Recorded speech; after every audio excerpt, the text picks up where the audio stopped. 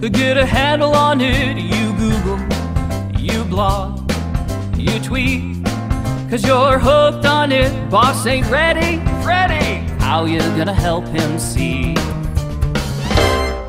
Social media, it's hip, it's even addicting. It's hot, it's cool, it delivers top-notch search placement. I kinda like it. Social media's the bomb. There goes my phone again. It's a Facebook suggestion. Do you wanna add a friend? Add a page, become a fan. Did I really used to date that girl? No way. I got the fail whale. Oh no, what's up with the Twitter server? What are you doing? Update, because I can't survive without my followers. I want 1 million, like Ashton Kutcher.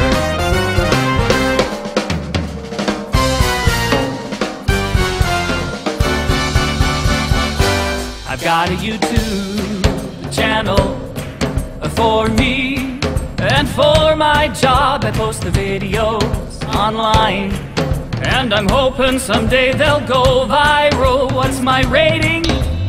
Please won't you give me 5 stars? And my LinkedIn profile, I post an update all the while, trying to build my connections. I take a poll and join a group, and I get top search placement. It's all about the search, baby. I've got a new blog for my dog. I write as if I'm on all 4. I catch a frisbee and do tricks. And then I go to Flickr and I post the pics. I got a webby, I can even post film on Flickr. Crazy little thing, the web. Crazy little thing, this web. Crazy little thing, the web. Would you mind if I hurt you? Understand that I need to. Wish that I had all the choices. Tend to hurt the one I love. What have you done now?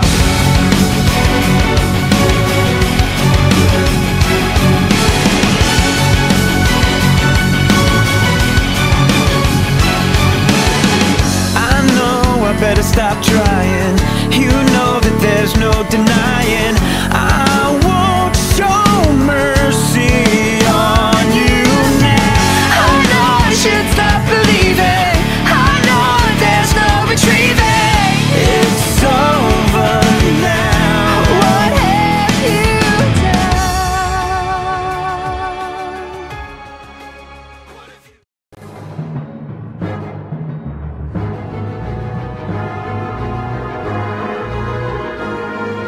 Good evening, my friends. We tried to make our presentation in a different way. Wish it is extraordinary, and you like it. My name is Ergusello, and our topic is reputation warfare.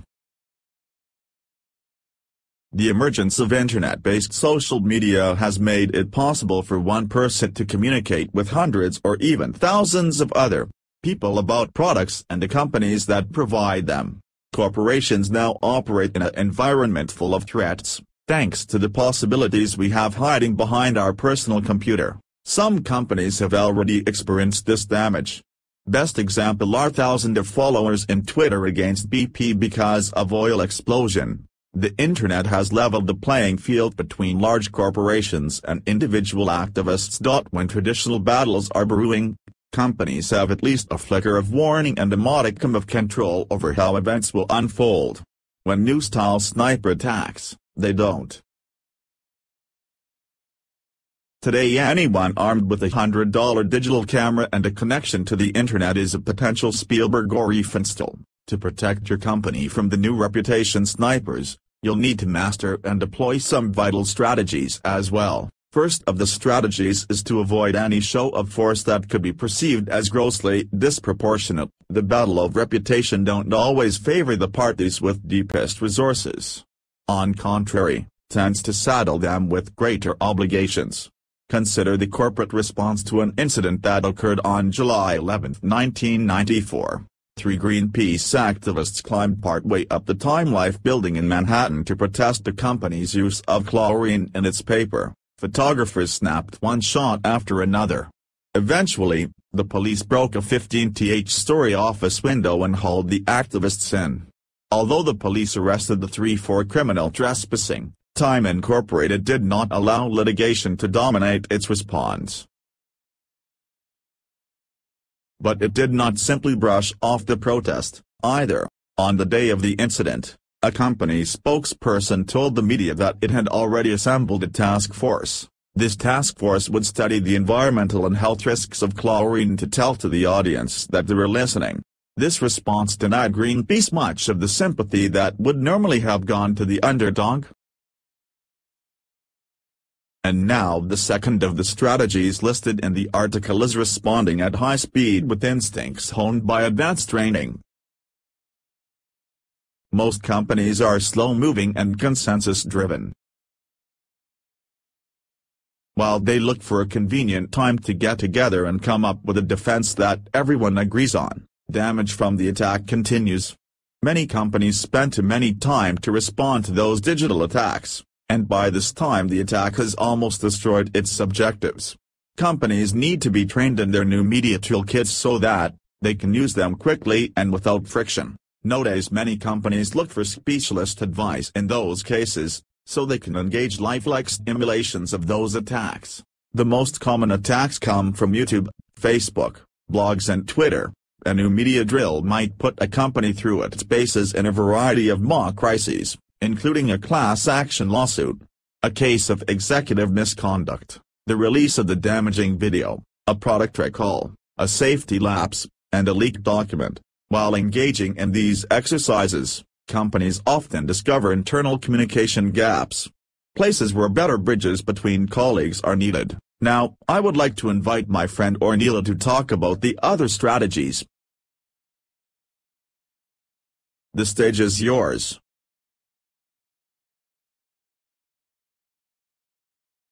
The next and the third strategy is empower frontline teams to meet message with counter-message.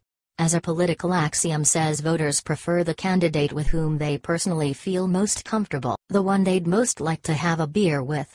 Similarly, the public is more likely to relate to workers on the front lines than to those in the highest ranks. Employees who share their company's vision and values are its natural allies and most believable voices. Although freedom of expression needs to be encouraged if this sort of strategy is to succeed, there must, of course, be limit. The Department of Defense has issued social media guidelines that Army personnel must adhere. Similarly, companies need to make clear rules like the ones that forbid, for example, the dissemination of client information and discussions of products under development. The other but not less important strategy is go rogue in your own tactic. New media are often treated as a threat, rather than an asset, but they can just as easily serve on your side, provided you use them in an ethical way. A Domino's Pizza employee named Christy made some short movies of a colleague doing unappetizing things to food he was preparing for delivery, and posted the movies on YouTube. The videos spread like wildfire, with significant consequences, but things could have been even worse had Domino's not been quick on its feet. It responded with the same tactics its rogue employees had used. Domino chose YouTube rather than a formal press release to issue his apology for the workers' stomach-turning behavior. YouTube had the best chance of reaching the audience that had seen the original videos, so the incident's focus shifted from what employees had done wrong to what company had done right. I can also mention a reputational damage case even from our own country. Some of the audience may have also witnessed this story. Before even Facebook became popular in Albania, just a simple email was a strong hit to ATH's travel reputation, who suffered brand damage. According to that email, this company had organized a trip to Israel which was supposed to be fun, But the hotel and trip was a horrible experience for this customer. The disgruntled customer went on and on describing his bad experience and disappointment from A.T.H.S.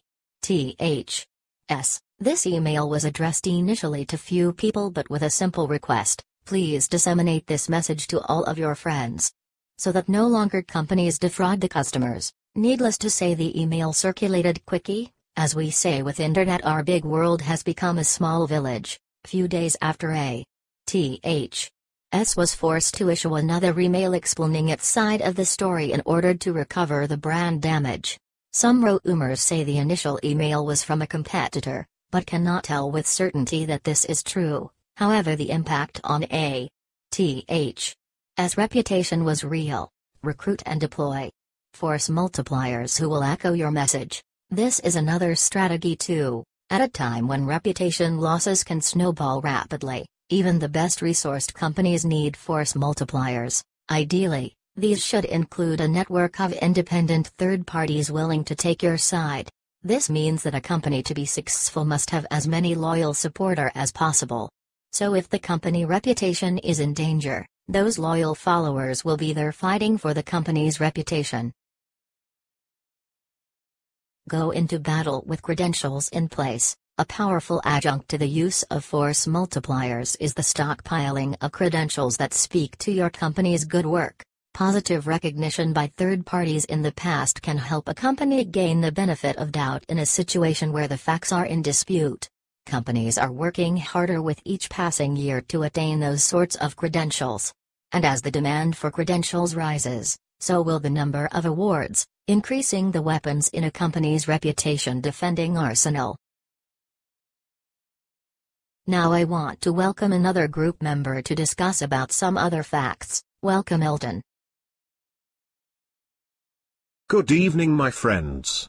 You heard some advice how to be successful with our reputation. However, if you still interested in destroying,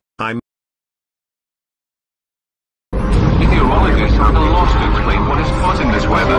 Mexican officials Tuesday was battered by the largest hailstorm on record. In New Delhi, it's snowing. In Nova Scotia, the ocean rose by 25 feet. Live from Los Angeles. What you see is happening now. We're starting in Los Angeles. Massive.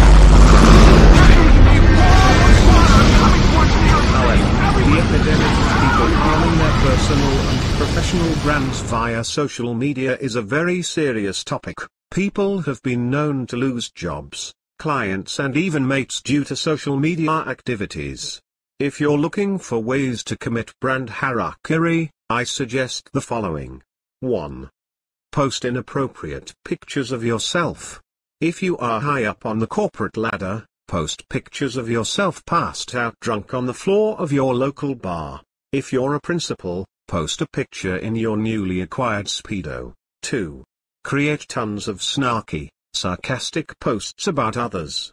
Nothing says happy professional like someone who is consistently mean and enjoys making fun of others. This approach is sure to get you tons of new referrals from your social media friends, as they are certainly happy to send their friends into the lion's den. 3rd. Post all of your business online. Hate your ex? Post it. Think your boss is a nincompoop? Post it. Are you tired of dating guys with foot fetishes? Tell us all about it. While this is not going to get you any raises at work or new clients, if you are an entrepreneur, venting sure makes you feel better, until the venting gets you in trouble. 4th. Be a mean, green, selling machine.